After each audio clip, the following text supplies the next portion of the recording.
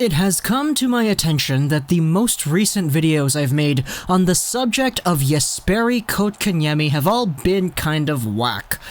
The most recent video I made that was literally about Kotkaniemi in the title and everything, it was talking about how Pettersson is better than Kotkaniemi, because it was a big thing on Twitter debating who's better between the two, who's got more trade value, and who's a better long-term player. I said Pettersson was undoubtedly better, but some people got pissed off in the comments, so whatever.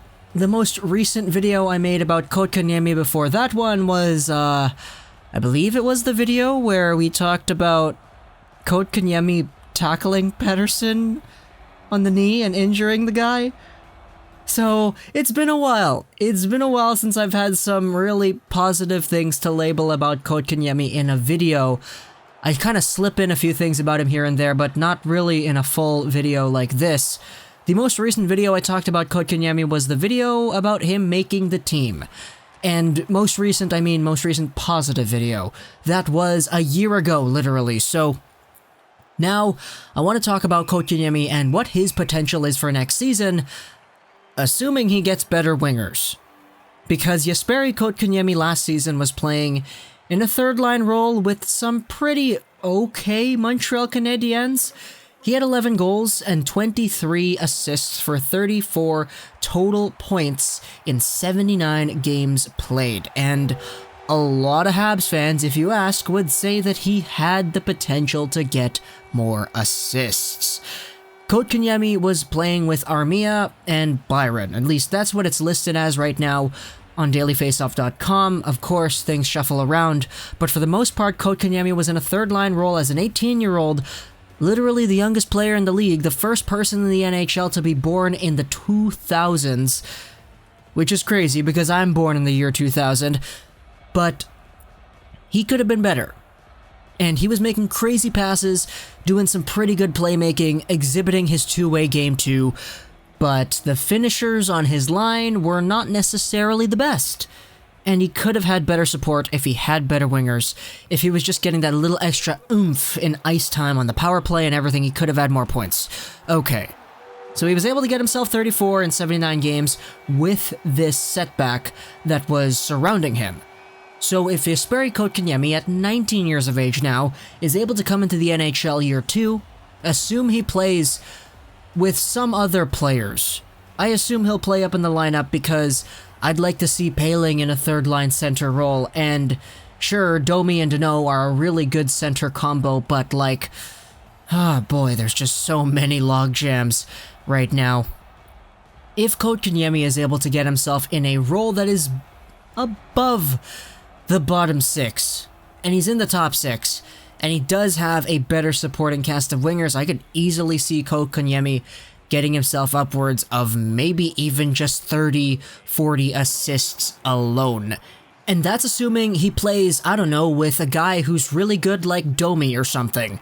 If Kotkaniemi is still there on that third line role, playing alongside of Armia or Lehkonen or whatever, I could probably see him getting around the same amount of points, if not just a little bit more. Because 34 is really good for a young guy in the NHL, let alone a guy who's 18, right? So a guy who's 19, playing in a bottom 6 role, getting 40 points would be pretty good. Just imagine the top 6 getting all their points, and having an extra 40-point guy on your third line. It sounds really good, and I think it's a proper development path, but the potential for more points does exist if you do play Kotkaniemi with the better players that the Habs do have. Hey, maybe you go all out. You go all out, move Domi to the wing, have a line of like Tatar, Domi, and Kotkaniemi. It doesn't make any sense, but just assume. If you have something like that, then I could see Kotkaniemi getting 50, 60 points, right? Like, he's got that potential, and he's got that skill set, he's got that ability to do so, it's just the circumstance of the Habs doesn't allow him to fulfill that. And that's the unfortunate truth with many of these players. Hey, maybe do the impossible. Stick Kotkaniemi as the center for Nick Suzuki, and see what happens there. Put a strong finisher on that left wing spot and you have a line that can score goals with two guys dishing out those apples. So I think Kotkaniemi in general, in a vacuum as a player with an individual skill set, has so many tools to become better and get 50 to 60 points, but circumstance depicts that he'll probably just get around 40. I'd be surprised if he got a little bit more than 40. If he gets 50 or something, playing on the third line, that would be quite surprising to me. But the fact of the matter is, you're not going to beat out Domi and Deneau for any of those top 6 center spots. It's just not going to happen. I'd love to see Poehling get that third line center spot, but then where does KK play? He's not going to play on the fourth line, that's for sure. This guy's being compared to Barkov. I think in an ideal world, we're all taking a look at Kotkaniemi and taking his progress that he's going to have and making it just go up linear, year by year by year. By the time he's in his prime, he's 23, 24, 25, 26, that's when he's getting 70, 80 points in a year.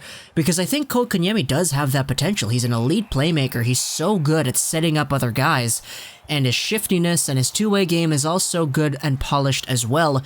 There's a reason he was the youngest player in the NHL at a time, and that efficiency is going to be a good thing for him going forward. I think there's no doubt in my mind that the Canadiens got themselves a great player at number 3. Sure, it wasn't the one that most people would have taken at number 3, but he's one that made the NHL and had pretty good success. At the same time, though, there are people that I have seen who aren't too big of fans of the Kotkaniemi pick, even still today. Which, I mean, you could have your qualms about whatever you want. It's freedom of thought, I guess.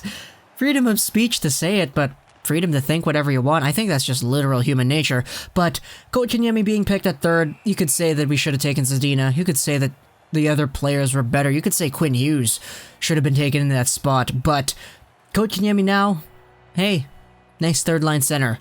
A really good third-line option. If he still maxes out and fulfills his potential going forward long-term, this is a player that you're getting a steal out of if he's playing on your third line.